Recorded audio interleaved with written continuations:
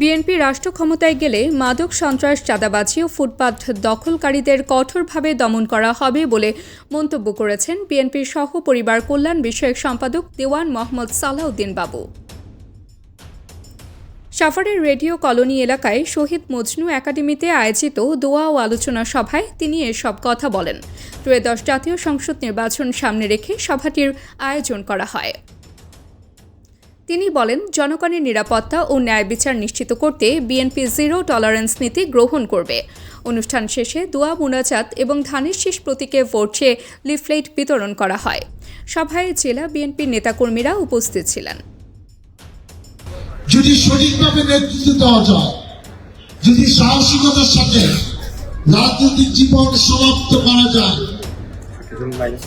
যদি কখনো অন্যায়ের সাথে আপোষ না করা যায়, যদি একটি দলকে তার ক্যারিশমা দিয়ে বারবার ক্ষমতা আনা যায়, যদি মানুষের ভালোবাসা পাওয়া যায়, মানুষের বিপদে আপদে তাদের পক্ষে উচিত কথা বলা যায়, মানুষও সময় মতো তাদেরকে শ্রদ্ধা জানায়।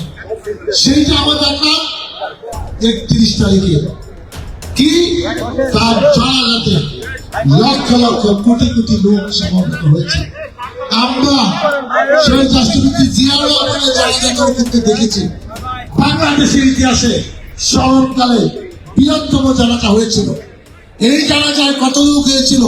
50 লক্ষ না 70 লক্ষ না 1 কোটি, কি তার চেয়ে বেশি আমরা কেউ জানি না। অসুস্থ মানুষ হেঁটে আসতে পারে না, হুইল চেয়ারে জানাজাটা শরীর হয়েছে। এরকম পৃথিবীর ইতিহাসে কোন মুসলমান মানুষের জন্য এরকম জানাজা উচিত নাই। তাবাসসুম হকানিকা, দৈনিক আজকের বাংলা। দৈনিক আজকের বাংলা .net